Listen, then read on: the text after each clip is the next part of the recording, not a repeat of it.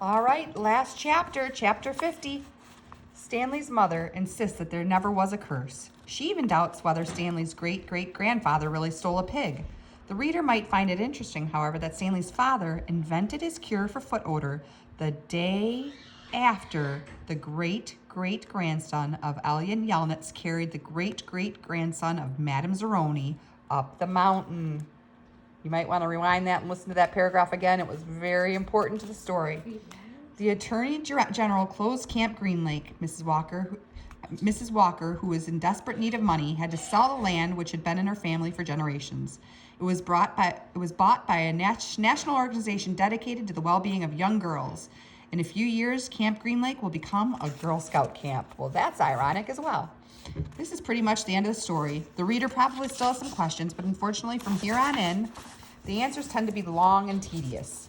While Mrs. Bell, Stanley's former math teacher, might want to know the percent change in Stanley's weight, the reader probably cares more about the change in Stanley's character and self-confidence. But those changes are subtle and hard to measure. There's no simple answer. Even the contents of the suitcase turned out to be somewhat tedious. Stanley's father pried it open in his workshop, and at first, everyone gasped at the sparkling jewels. Stanley thought he and Hector had become millionaires, but the jewels were of very poor quality, worth no more than $20,000. Underneath the jewels was a stack of papers that had once belonged to the first Stanley Yelnats. These consisted of stock certificates, deeds of trust, and promissory notes. They were hard to read and even more difficult to understand. Mrs. Marengo's law firm spent more than 2 months going through all the papers. They turned out to be a lot more valuable than the jewels. After legal fees and taxes, Stanley and Zero each received less than $1 million, but not a lot less. It was enough for Stanley to buy his family a new house with a laboratory in the basement, and for Hector to hire a team of private investigators. I wonder why he would want to have private investigators. Who had he lost? What was he missing? But it would be boring to go through all the tedious details of all the changes in their lives. Instead, the reader will be presented with one last scene which took place almost a year and a half after Stanley and Hector left Camp Green Lake. You will have to fill in the holes, that's the line at the top, by yourself. There was a small party at the Yelnats' house, except for Stanley and Hector. Except for Stanley and Hector, everyone there was an adult. All kinds of snacks and drinks were set out on the counter, including caviar, champagne, and the fixings to make ice cream sundaes.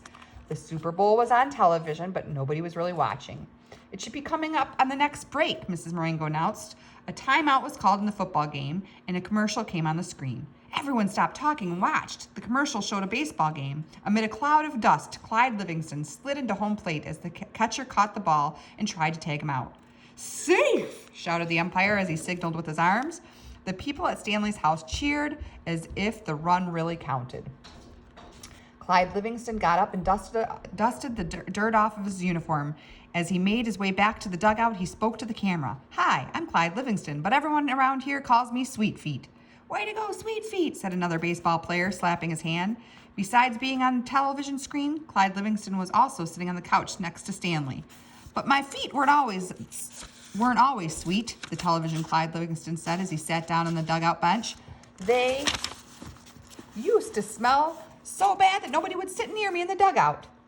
"They really did stink," said the woman sitting on the couch on the other side of Clyde. She held her nose with one hand and fanned the air with the other. Clyde shushed her. "Then a teammate told me about Sploosh," said the television Clyde. He pulled a can of Sploosh out from under the dugout bench and held it up for everyone to see. "I just spray a little on each foot every morning, and now I really do have sweet feet. Plus, I like the tingle."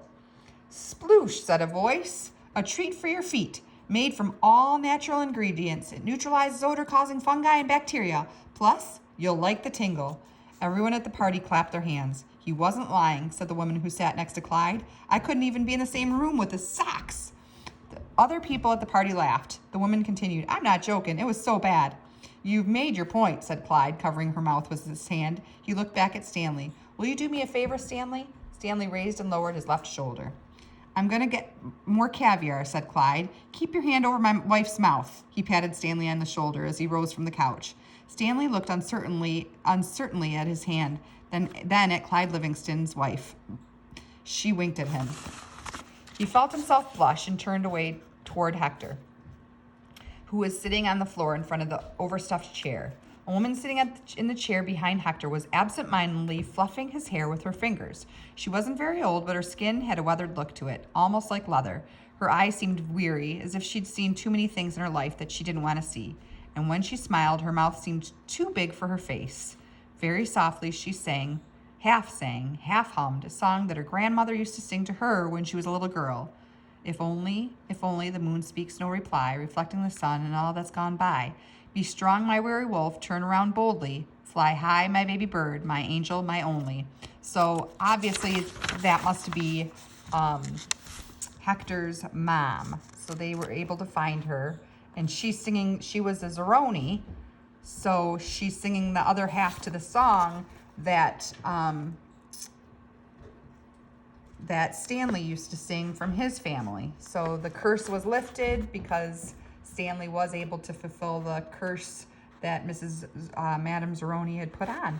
So all very intertwined and interesting. Wonderful story. I hope you guys enjoyed it as much as I do every single year. So if you want to read it again, it only gets better. I read it every single year. So I hope you enjoyed it, and I missed all of you very, very, very much. We'll talk to you soon. Bye-bye.